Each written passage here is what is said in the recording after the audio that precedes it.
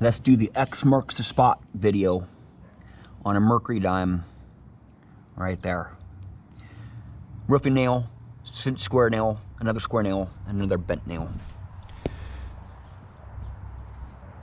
Let's go to the Equinox, the Deus, and the Simplex. Just turn the Equinox on. Hope I don't get too much EMI here. I don't think it's too bad today. Park 2.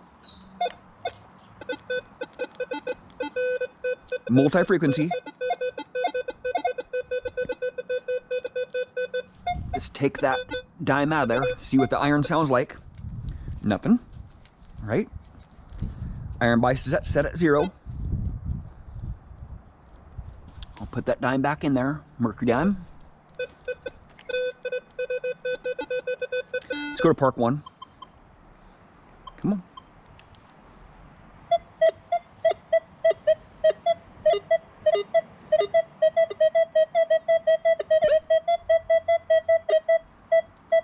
Performs very well.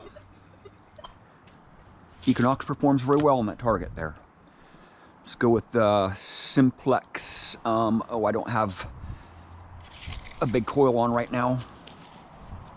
I'll just use the Simplex SP22 coil on the version 277. Let's go for it.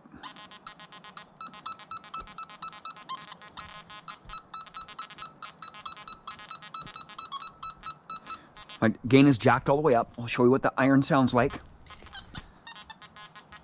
I'm getting some high tones on the bent nails, but mostly iron. I'll turn the volume up here. Wipe it off here.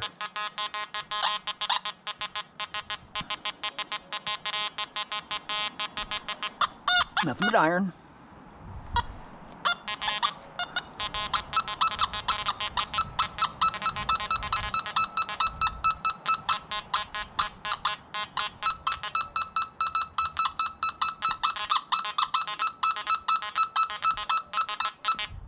Now I'll go to Park 1.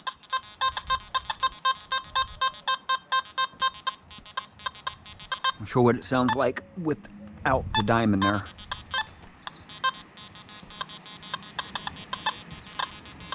A lot of clipping action. The 277, you get a lot of clipping on the iron. It's different than the 278 version. The 277 version, you get a lot of clipping. Put that dime back in there. Park 1. I gotta tighten this coil up here a little bit. It's gonna start driving me nuts here. Right there. Okay.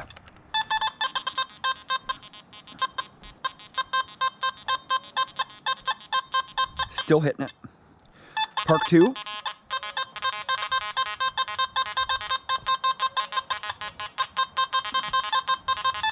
Spanks it out big time.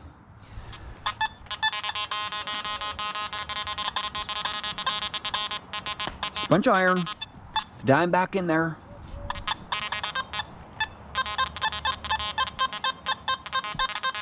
It's a mid-tone. My numbers are all jumpy. I'm not really looking at my numbers much. I'll turn this machine off and I'll go with the Deus,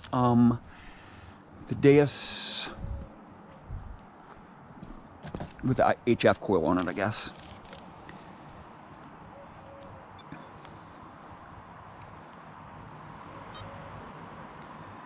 And I'm in Deus fast, and I'll go to discriminations at 6.1. I'll show you here. So there's no trickery involved here. 14 kilohertz. I'll see if it'll hit it in 14 kilohertz. I'll drop the iron volume down so it's not so freaking loud. My recovery speed's up to 4, and I'll change the tones here. Go to pitch and raise my pitch up just a little bit. Right there. And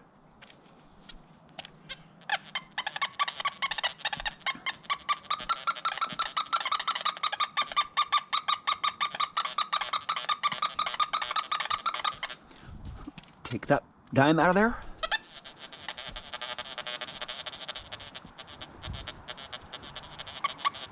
I'm getting a little high tone on that bent square nail, that cinch square nail. If I can change my recovery speed to not hit that too.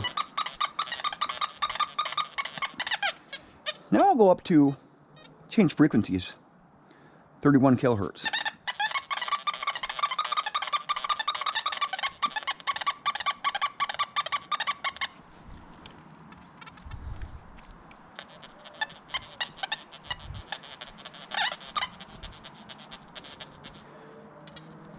Go up to 54 kilohertz frequency.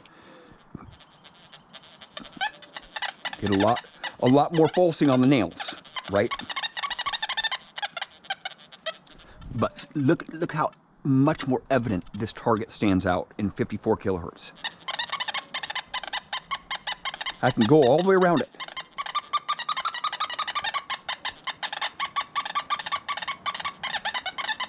You know, it's all about the tones with all these machines, right? It's all about the tones. The numbers are going to be altered. You know, I'll show you what the dime sounds like.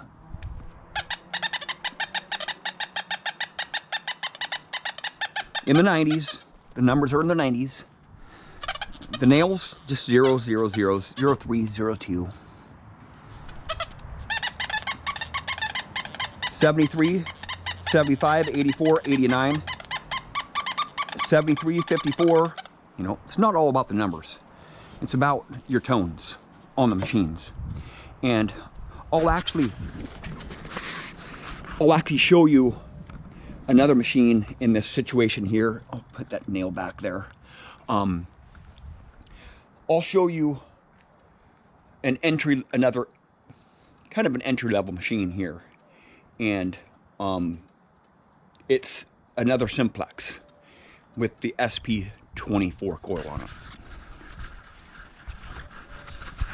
And it's a different version, so the 278 version with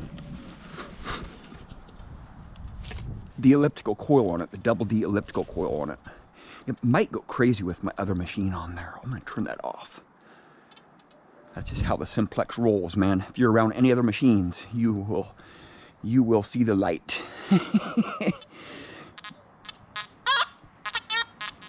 Okay, ground balance just for giggles. 38 ground balance.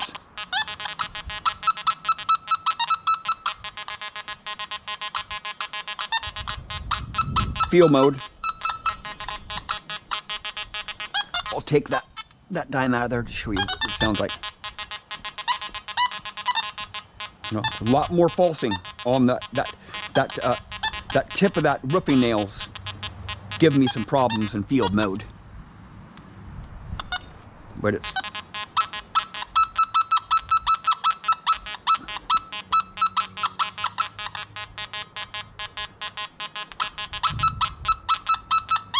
now I'll go to Park 1.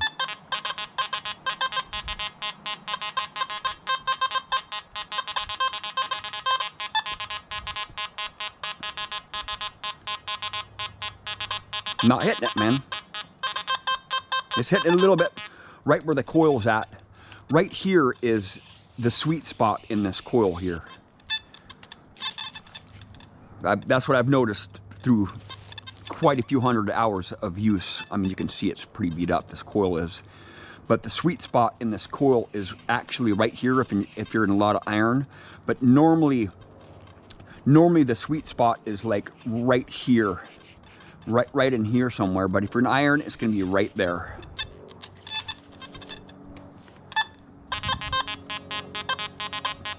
At least that's with my coil here. Your sweet spot might be different. Not every coil is the same. I've encountered that a lot with a lot of different machines, man. You could use somebody else's machine and it's a little bit different.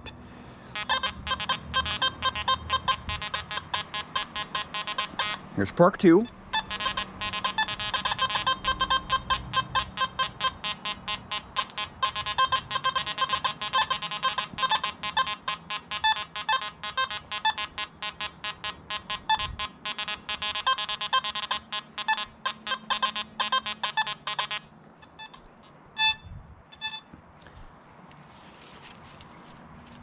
I'll actually just go like this. There's a 278 version right here. just switch the coil out really fast. Just like this. You know, Simplex, you can switch the coil out really fast. All right?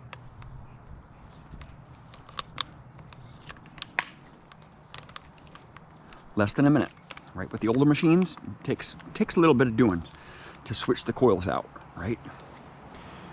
With the Equinox, it can take like 10 minutes, right?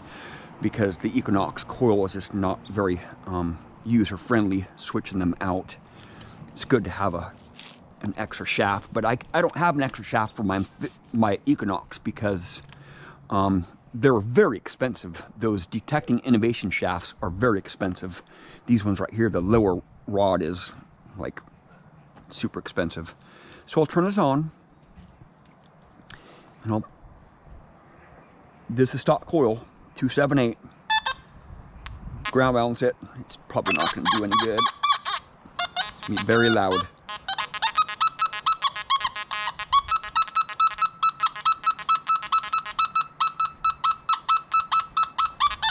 Take that dime out of there. See? A lot less falsing on with the big coil, right? With the iron. This big coil is freaking awesome in the iron.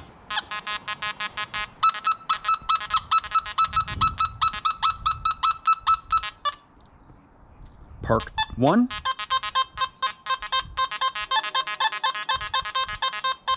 I'm getting a stable tone all the way around that. I'm not really looking at my numbers, because if you look at your numbers when you're in iron, you're going to struggle. You got to dig the tones up. I'll take that out of there, and all that tone will go away.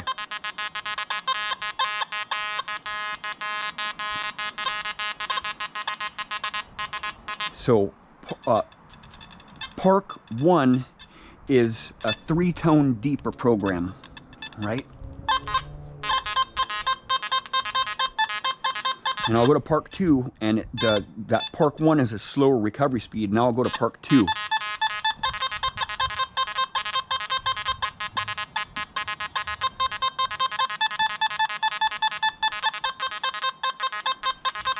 Now I'll take that iron out, or take that dime out. No, there we go. I'm not going to say which one did better, because all of them performed very well in this test. Those 3 Simplexes, the Equinox, and the Deus, they all performed very well in the test. This test is, you know, right on the surface, and you know, in those areas like right next to homes or in home sites, relic dumps, that's where you're going to encounter stuff like this. But the coins are going to be deeper. The targets are going to be a little bit deeper, and it's a lot tougher to get those targets out of the ground. If that coin was 1.5 inches deep, all of these machines would struggle with it. Or if it was 2 inches or maybe 3 inches, none of these machines would probably even hit it, right? If I buried that coin 3 inches and surrounded it in iron like that, these machines will really struggle with it. Any machine, any VLF machine will struggle with any machine, period. But if you're hunting in sites and you get a lot of coins, you know, you're finding a lot of relics in, you know, like in the cleaner ground and stuff, and you start running out of sites, you know, you start getting all the easy targets out, you know, and you'll encounter this, man. Once you start beginning metal detecting, you'll realize, you know, all those awesome sites that you have, you'll start getting less and less targets out of there. But at those sites, there's a spot where you've passed up because there's too much iron. And once you get more experience, you know, a few years under your belt, you'll realize that, you know, it's fun. It's still fun going out and hunting for coins, like in parks and schools, you know, in the clean ground. But you want to be challenged, you know. Once you get a few years on your belt, you want to become challenged, you know. You want to get those hard to get targets. So you'll eventually go back to those areas that you've skipped up in the past because you didn't have enough experience with that machine or that coil or that setting. And you'll start hitting those relics. It takes a little bit of patience to hunt in relic dumps, but I'm up for a challenge. And that's why I do this testing here, so I can have better results when I go out to the field there. I want to know which metal detector is going to perform the best in that situation that I pass up, you know. Sometimes there's, like if I take like my MX Sport or something out and I end up hitting a lot of foil, you know, the MX Sport isn't going to do really good in all that foil, all that surface trash, right? So I'll do some testing on foil at home here and see which machine is going to do the best, see which setup is going to work the best, and then go back to that site and see what else I can get out of the ground that my other metal detectors were missing. And I do that all the time. I go over the same sites and try to get the right combination of metal detector and coil and settings so I can get those harder to get relics. I want the challenge. You know, sure, it's fun going out into clean areas and going plucking some silver or some jewelry and stuff, but when it comes down to the challenges, man, I'm all up for a challenge. Because you know, you run out of spots. You know, you run out of those spots that are loaded with coins and stuff. You know, you're not really getting everything out of the ground. There's still stuff left in those clean spots too, and there's detectors that thrive in those areas too. You know, put a bigger coil on and dig some more stuff out. You know, it's like a process to me. You know, I'll take a certain machine out, and then, you know, if I hit a spot that it's, you know, not really performing very well, I'll save that spot for a different detector. Or I'll save that spot because I don't want to dig too many holes at on one hunt, you know, so I'm not tearing up the ground too bad. Well, there we go. There's episode 1 of X Marks the Spot. Thank you for watching. Please subscribe.